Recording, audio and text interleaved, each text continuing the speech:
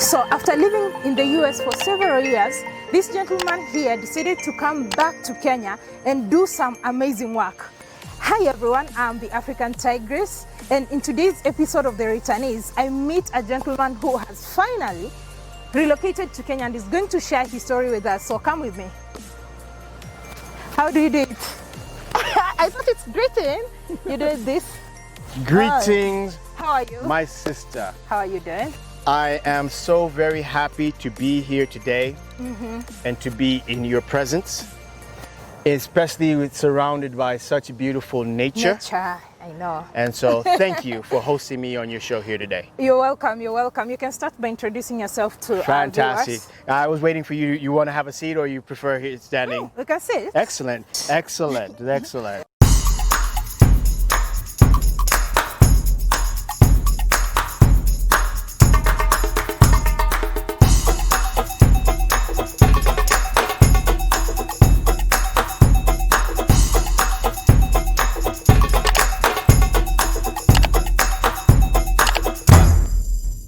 Well, you know what? I could barely contain my enthusiasm. So if you see me bubbling over a little bit in this interview, know it's because I know I'm in the presence of greatness, the African Tigress herself. So African Tigress, just a very brief introduction. My name is Kunga Kihoya. Once again, a child of the universe, a child of the Most High.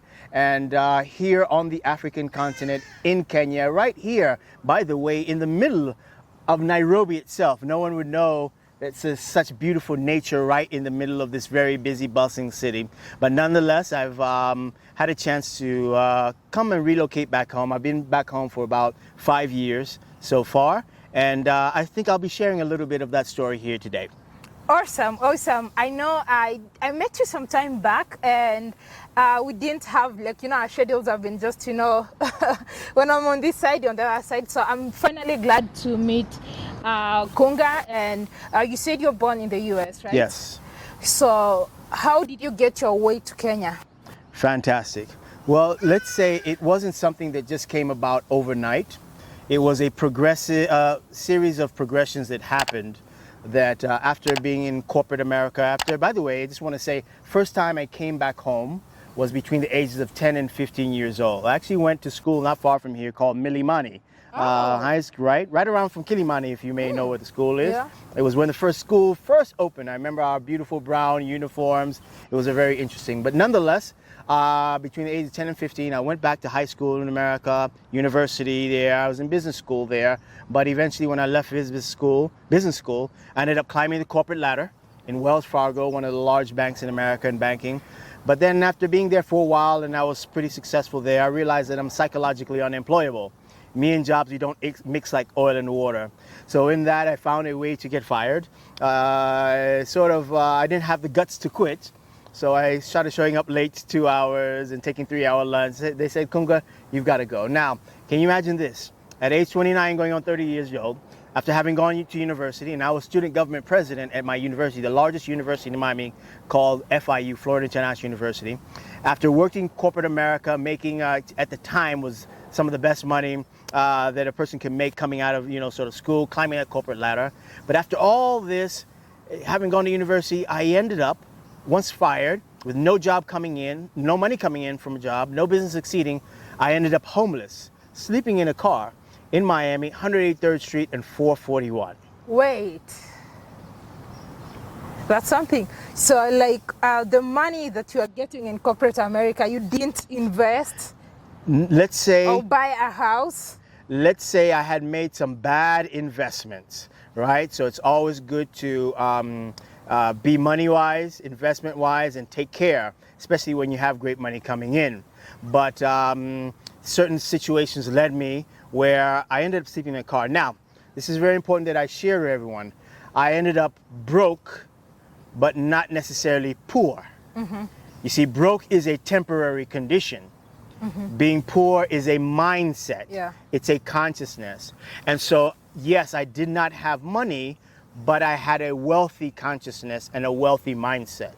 And so I decided that I was going to change my financial situation. And I made a very deep resolution that I found business mentorship. I'm very big on mentorship. So you hear me sometimes talking about the African Traveler, who I've been, had an interesting time with that name today, being my digital and social media mentor in that regards. But at that time, I found mentorship, we found a business model, and we went hard, we pushed it. And by the time I'm about 33, 35 years old, I had more money than I knew what to do with it. I had achieved this success that I had visualized Was and worked that so in hard. America? That was in America. Yeah. And so I ended up with all this exterior success, but something happened, which is very ironic. No one could have told me had I not gone through it. Because I had, and I told you when I was in university, I had discovered something that I loved in university. I loved the space of wellness, health, things like meditation, things like yoga. I became a vegetarian very early in my life. I loved the wellness and health space, but I could not make a living at it. So when I started chasing money in that business opportunity, I was giving myself, let me go get and make a lot of money, and then I'm gonna come back and live my health and wellness love. But it was almost fatal because I sacrificed many of my principles and my values to chase the money.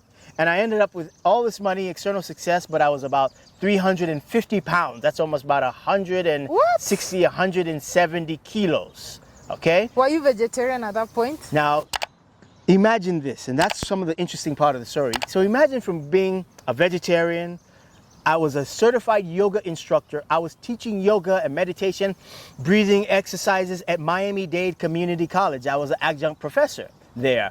And imagine going from a health and wellness lifestyle, swinging to the other end of the pendulum where you're overweight, you're having pre-diabetes, heart, high blood pressure. So that's why I ended up taking a journey to actually come back home, right? Because I realized that the price I had paid and the sacrifice I had made to have that money, I was no longer willing to sacrifice anymore.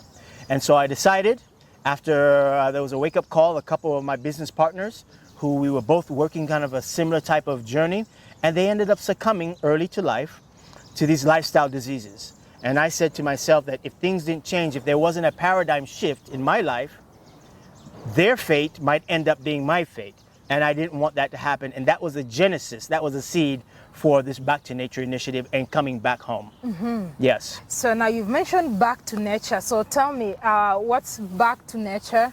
Very good. So being about 350 pounds, 160 kilos, being unhealthy, being not happy, being dissatisfied, I said, I'm sick and tired of being sick and tired. I must unplug and I must go back to nature.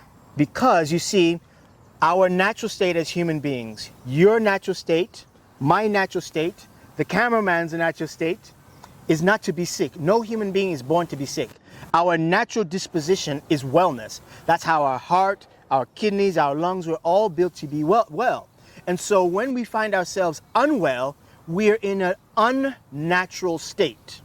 So going back to nature, back to our natural state of health, wellness, was what I decided to do, and that was sort of the genesis of the Back to Nature movement. So right before I came back home, I went to a place in West Palm Beach, Florida, called the Hippocrates Health Institute. It's a large institute, very interesting surroundings just like this, on 50 acres. And it's about wellness. And I went there for a 3-week program called the Life Transformation Program. And I went another 6 weeks and more time there to graduate as what they call a health educator and get certified in health education, get certified in iridology, get certified in raw food preparation. And by the way, I'm 350 pounds now, going sort of back to nature. And then I graduated in November 2014. December 2014, I was on Kenyan soil. I was only supposed to be here for 3 weeks.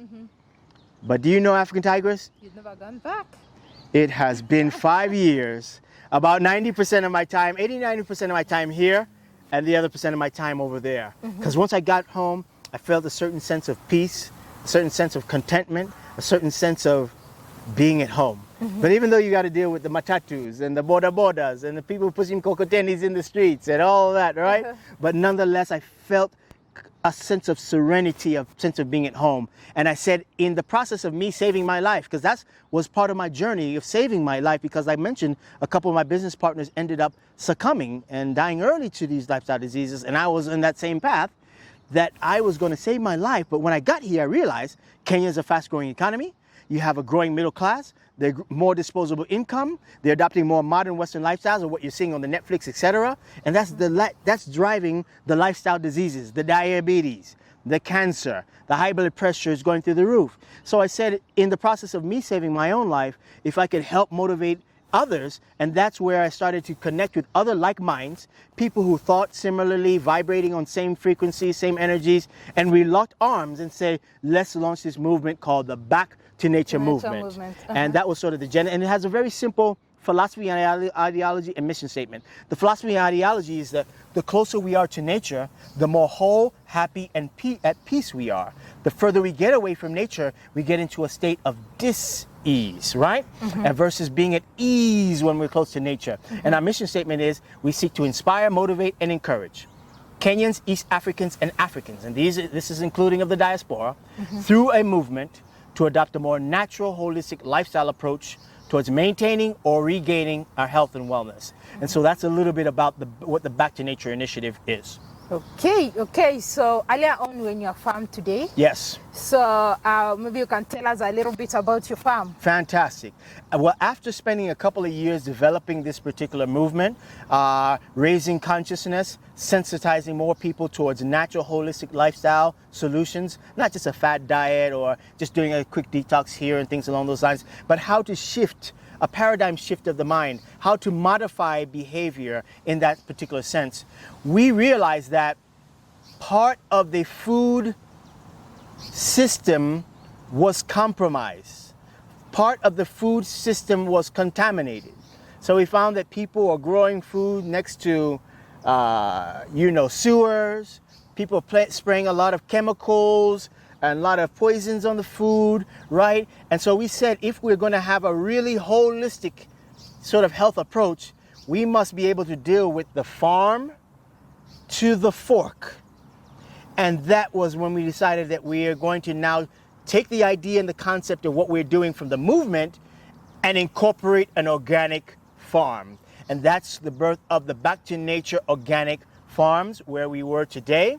And with that, it's an organic farm where we use more natural, organic ways, what they may call regenerative agriculture, agroecological agriculture. Some may call it permaculture. There are many terminologies given to this way of approaching, but it's no different than what your grandma, my grandma, that's the only way that they used to farm, right? And so in that regards, that's what the farm is based upon. We're growing avocados there, but so many other horticultural plants and food. Especially, I'm so happy that a lot of Kenyans have a very high demand for the managus, the tereres, the kunde. Which indigenous African vegetables do you like yourself? Managus. They call it African nightshade or blackshade, something there you like go, that. the nightshade. Managus. Yes. Yeah, I like that. Wonderful. With a little gima, a little bit of ugali. Just a little bit, and avocado. Hey, avocado. You cannot miss that one. Wonderful. Yeah, must have some avocado. I mean, like that's. I don't even need meat or anything with that. Beautiful. Like, So I can attest. When she saw the avocado trees on the farm today, her eyes lit up. She was smiling so brightly, and we made sure. Don't forget my avocados today. Yeah, you got a whole bunch of them. But yes. Yeah. So you say that you had linked up with like-minded people. Yes. So do you run the farm in partnership with people, or are you running the farm alone? Yeah, we were very big on collaborative efforts. And we do believe on leveraging each other's strengths. And that's one of the things that sometimes that people sort of lack is they don't have an opportunity to work. They work in silos, right? And that's even for the YouTube community here in Kenya. I'm really encouraging. And that's why I'm happy that individuals like the African Traveler has taken me under his wing. Watermaya has taken me under their wing to collaborate. And so, yes, we do have collaborative partners with our particular farm. Some of them are silent partners, others of them are more vocal, but I'm the person sort of at the forefront, sort of sharing the vision, sharing the idea, and getting a chance to say, let's go back to nature, let's connect with more natural, holistic ways of living, because that is what will give us the ability to have the strength, to have the clarity of vision, to have the energy to build Africa that I know you want, I want, and that we all that are those are watching want. And I just want to say so much, really thank you to content creators like yourself, and particularly you, African Tigress. You've really been committed, dedicated. Thank you. Really working on molding and shaping a greater, positive, more empowering narrative of the African continent as a young African yourself. And so I just want to say I'm so proud of you, and that's why I was so happy to sit and have this discussion here today. Oh, thank you. Thank you. I appreciate that. You know, we have to do our best, to create a future for such that future generations can at least look at us and be proud of us, not like we let them down, we killed the environment, we were selfish and took everything and left nothing for them. Wow. Yeah. So now, how did you identify the place that you wanted to farm? Is it like linked, because I know you have Kenyan roots. Yes. So is it like your rural home, or is it like you had to go buy some land with your partners and all that? Yeah. Now, land in Kenya is always an interesting thing, especially we launched our particular YouTube channel about 8 weeks ago, right? And something that people are always asking for guidance once they see what we're doing. Now, one topic I do not discuss is land. I leave that for those who are the experts in land, because land is such a sensitive topic in that regard. Yeah. But I will say that once you have acquired land, or once you have land, we will be able to give you guidance through all the toil we've been through in the last 4 or 5 years, in terms of if you're interested in farming organically, whether in the small things like kitchen gardens. I know we'll be setting up Miss Trudy's kitchen garden. We want to come up and set up the African Tigress's kitchen garden. We're coming to set up African Traveler's kitchen garden and things along those lines. Or if you want to farm at a more scaled up level, we can help you set your business operations up. How do you put together your management? How do you work your operations in terms of your production? How do you go to market? How do you do your bookkeeping? You know, all the structures to approach it. And what happens is a lot of times people look at farming as just a side hobby or side business. And we say, no, take it seriously. Agribusiness, even if you're going organically, right? Take it as an agribusiness in that regards. And those are some of the things we help sort of to give a little guidance in and to provide a little insight from our personal experience. Mm-hmm. But when it comes down to land matters, we send people to the experts. We send people to those who sort of can give proper guidance, because that's a sensitive topic, particularly when whether you're born in the country, out of the country, etc. Mm-hmm. So we stick on farm-related matters in that regards. So are you looking at, maybe some people could be watching and they'd be very interested in partnering? Do you look at expanding a farm? Yeah. And maybe they would want to be part of Back to Nature Farm? Because you've mentioned the aspect whereby if someone has acquired land, you can help them set up. Yes. But what if somebody has not acquired land and they just want to invest in the business? If you want to maybe expand and... Very good. Well, what we're doing is we're working out a prototype, a model for a very interesting initiative that we will allow people that are not even on the African continent, but are spread out amongst the world, and particularly the diaspora, who are so magnetized or so energized when they got a chance to see a little bit insight into our farm and what we're doing the farming. So for our farm and for several other farmers, we're going to create a network, and we're going to have what they call an Adopt a Farm or Adopt an African Farmer initiative. Mm-hmm. And so, for instance, you might have initiatives around Kenya where you can adopt an elephant. Mm-hmm. You have initiatives you can adopt, an orphan or things along those. Adopt a light. Yeah, adopt a light, adopt a road. So what we're creating is a model where people will be able to adopt a farm or adopt a farmer. And we're creating this model where on a half an acre, that there's certain ways that you can grow that can be able to produce about $2,000 a month, 200,000 shillings. And we're able to say that this is a farmer we've identified from here after vetting, this is a farmer there, this is our farm as the model or sort of demonstration farm, and that individuals can not only be able to adopt that farmer or sponsor that farmer, but for that they could get a return in a sense for that. So it'll be a partnership if they're looking to do that, where they can engage in farming and farmers on the continent in a way that's a win-win situation for all. So that model is not yet fully done. We should be done with it within the first quarter of this year, and then roll out a soft launch as we go into the second quarter of 2021 to allow those spread out around the world to be able to engage with farmers and farming on the African continent, producing healthy food with nutritious soil and in a way that is in harmony with nature. That's why I love hearing the birds and the trees here.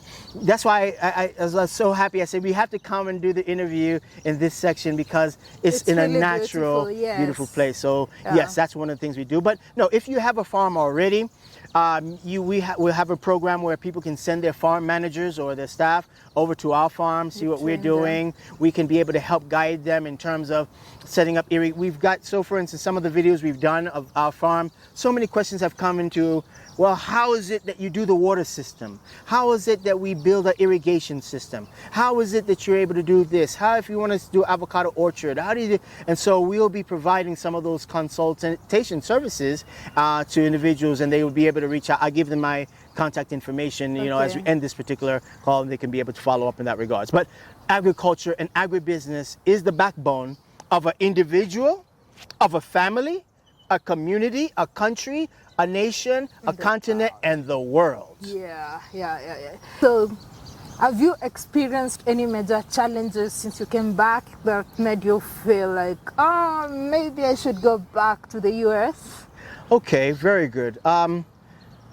Challenges are always going to be there no matter what you do in life.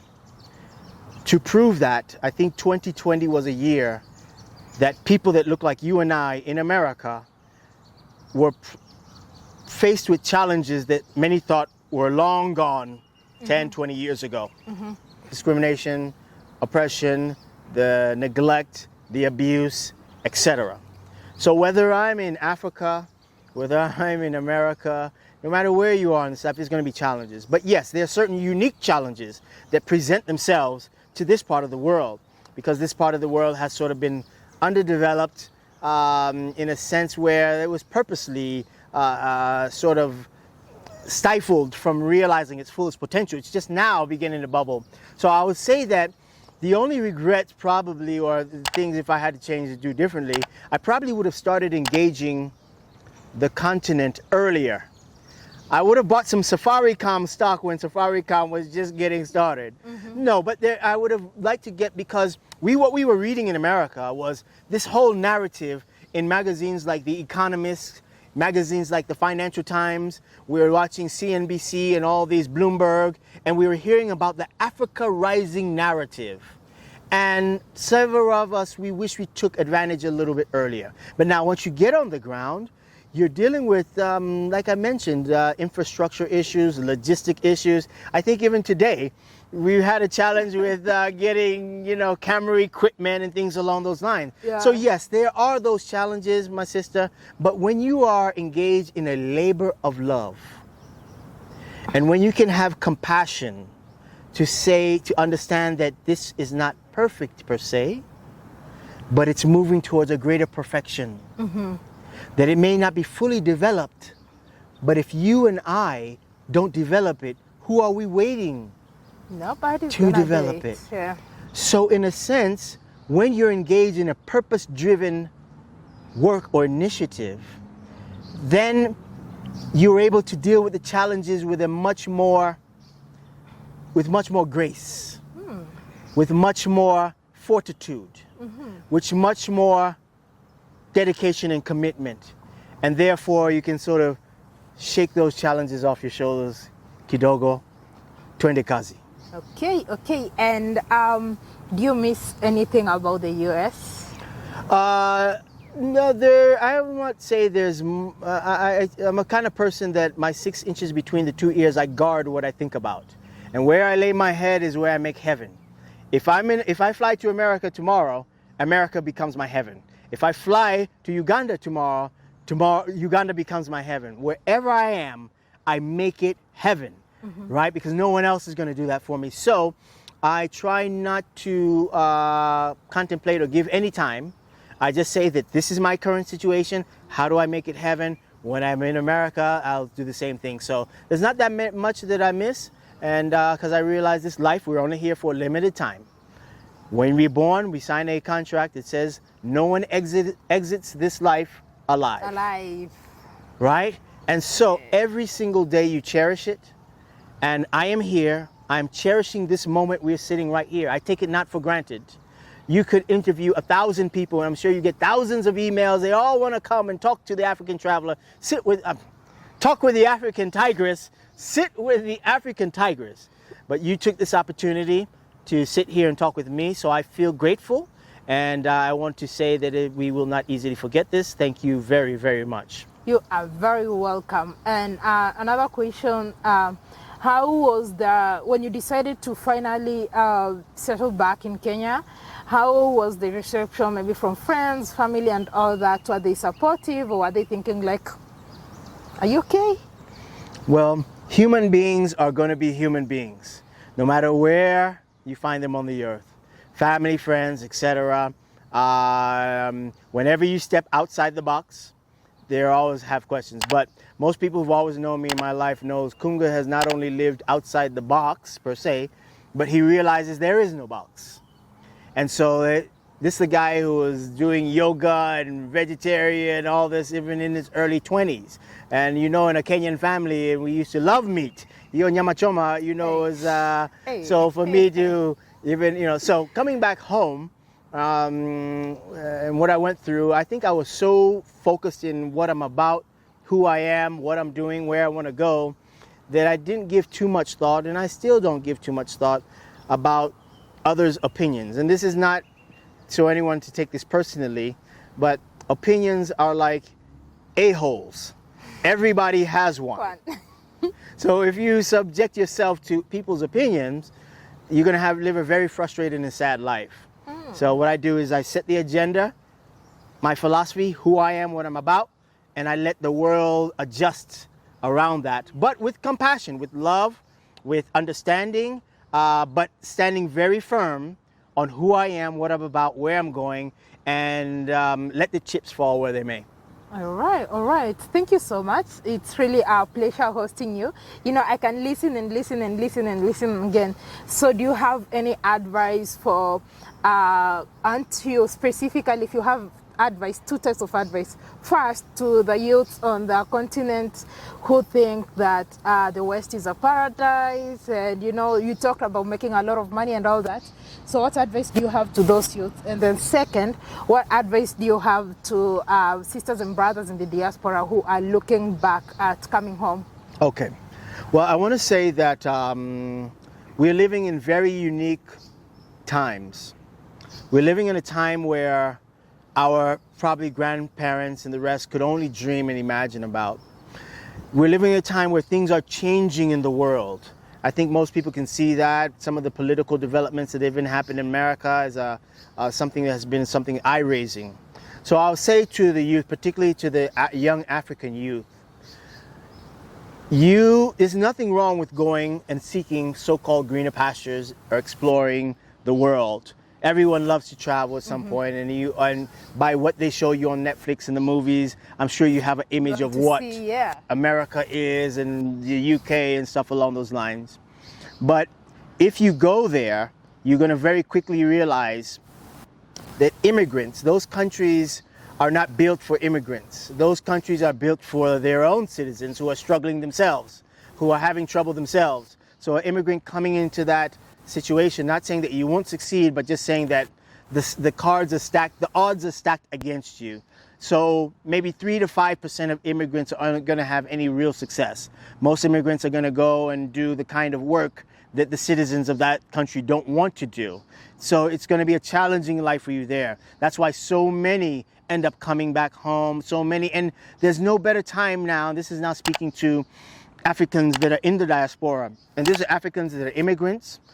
These are also, by the way, I want to just mention this. There's a certain demographic of people that are sometimes neglected by the wonderful work that the YouTubers are doing with connecting and building bridges between the diaspora and the continent. And that demographic are children like myself, where we're not necessarily Black Americans as African Americans or Black British, etc. But we're not necessarily, we're Africans, right? But we are born as children of Africans who immigrated to a foreign country.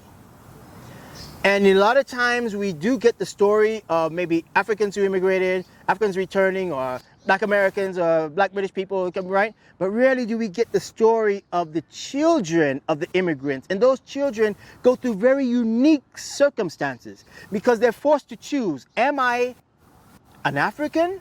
Am I an American? So you have this story like an Obama.